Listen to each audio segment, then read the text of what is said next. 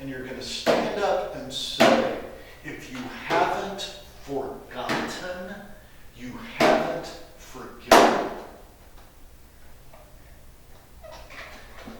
My brothers, there's some stuff that just doesn't get erased, at least this side of the New Jerusalem.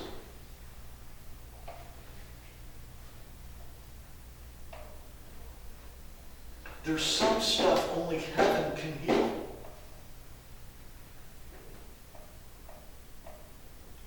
And I have no idea. I mean, I got some suspicions, but I'm not just going to sit here and do a bunch of speculating regarding life as we will know it at the culmination of our hope. But what I do know right now is, if you say to people, if you haven't forgotten, you haven't forgiven. To be honest, I'm just not sure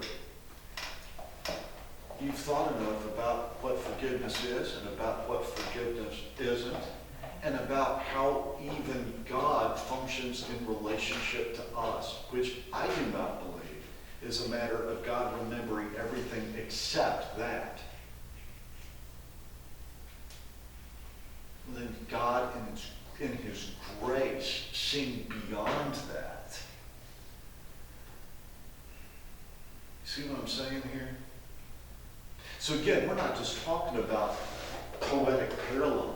We're not just talking about theology. We're talking about how this stuff impacts everyday life and how unfortunately we've got to get this stuff right. We end up putting people under burdens that God doesn't put them under through sloppy work with texts.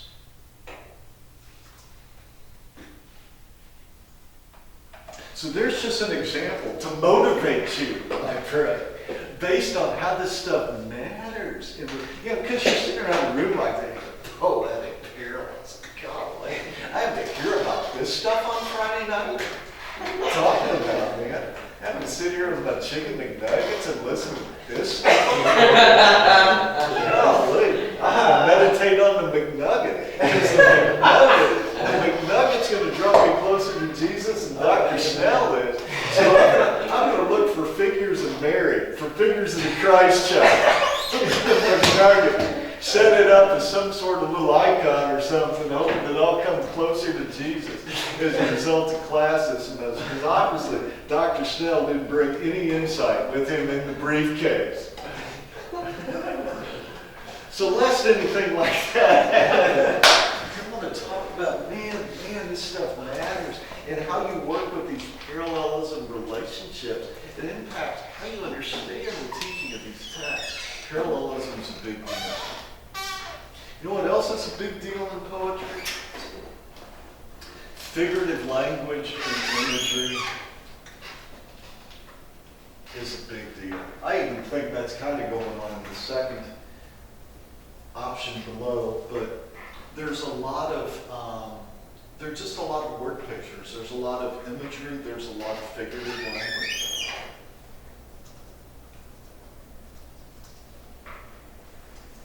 We take that for granted. Even people who are extreme literalists in life, or when it comes to the Bible, when they read the Lord as my shepherd, just without even thinking about it, they say, well, but it's saying something that's true about God. Of course it's saying something that's true about God in figurative language.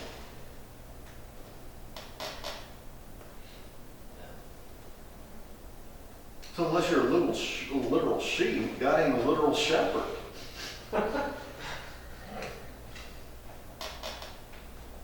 So don't be knocked off kilter by the whole pushback against figurative language. Sometimes it's like you don't believe the Bible enough. If it becomes like spiritual. The Bible communicates a lot of literal truth through figurative language. I'm not saying there's nothing real and true in it. I'm talking about the vehicles for communicating it.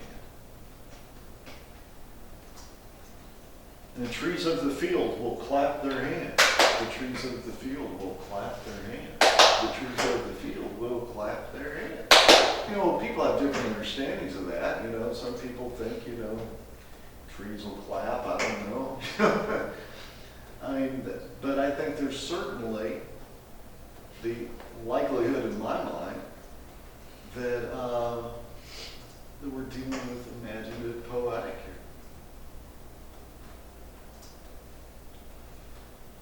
So Hebrew poetry, parallelism is a huge issue.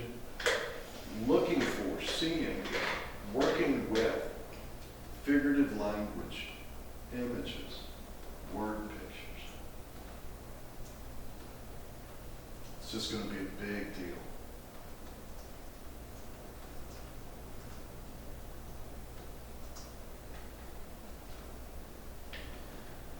Third, and this is something of a parallel between Hebrew poetry and other poetry.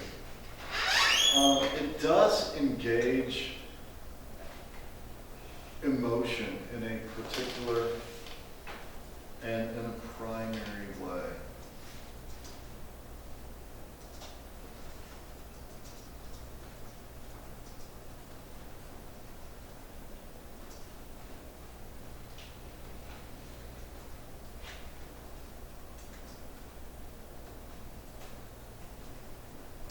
Talk more about this as we talk about the Psalms specifically. But the presence of that emotional component is, I think, significant and important. So I've told you all that I want to, I'm not just coming at you here with an endless array of PowerPoint slides. Really trying to make this time hopefully motivating and engaging at a spiritual level as well as an intellectual level. And I hope this will feel a little bit like a spiritual retreat.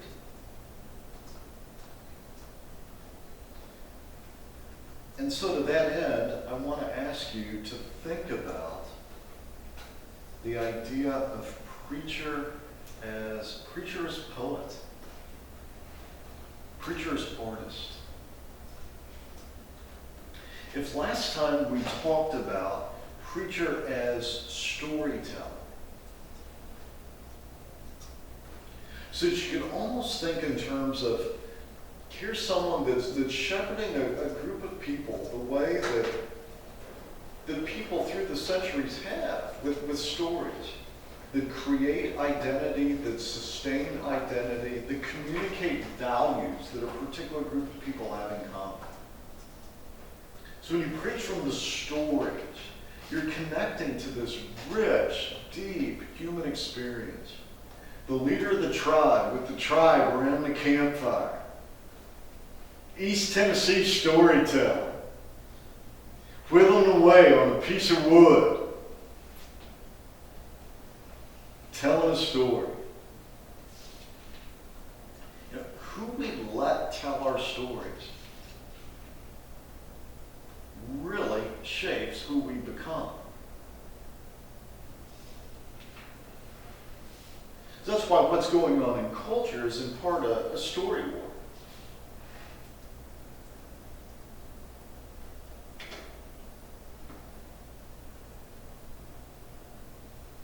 We've got a lot of stories to compete against, some working with a lot more money and a lot better equipment than the telling of them.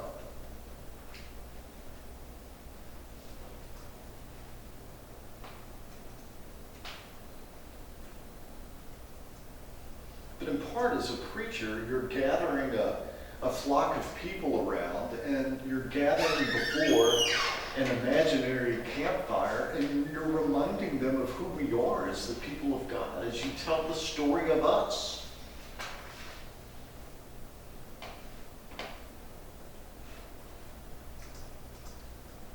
And so don't just minimize that, or don't let someone tell you that that ain't really preaching. Because what we're trying to do as preachers has always been accomplished in part through the telling of stories.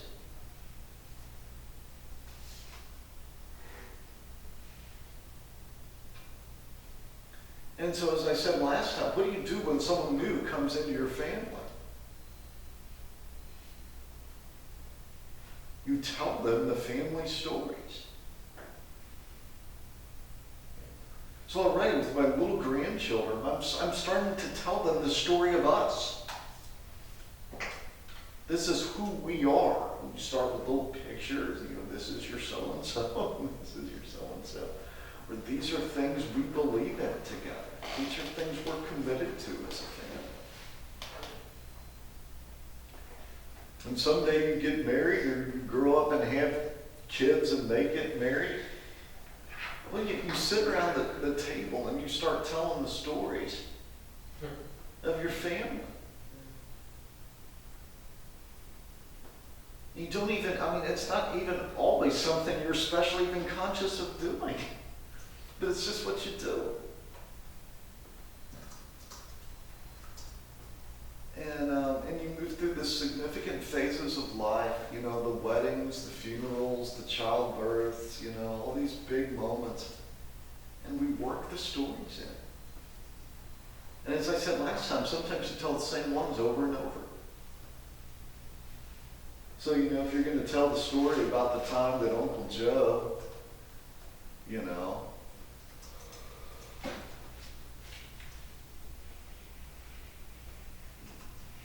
backed over the tricycle with his Chevy pickup,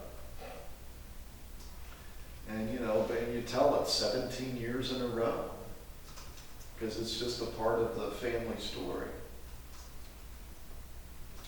Yeah, there's some texts that are like that, Noah's Ark may be like that, But, families tell the same stories over and over, and we do too. Preacher storyteller. But now, this time, we talk about preacher as poet. Working alongside, bringing to life the rich,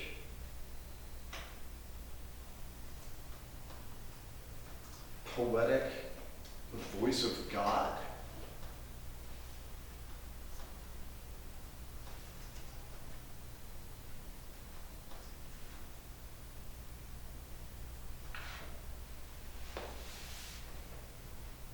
So we'll talk later about preacher as lecturer. We will get to that stuff. But there are a lot of ways to image preaching. And one of them is that of the poet. And so, although it doesn't have precise parallels to Hebrew poetry,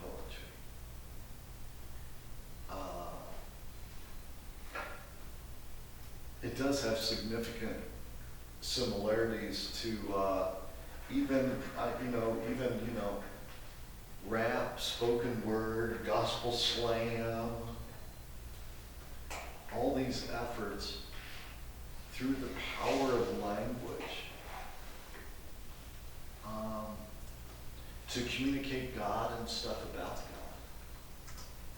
Or in ways that do relate more closely perhaps to Hebrew poetry in places like the Psalms. Our songwriters, our lyricists,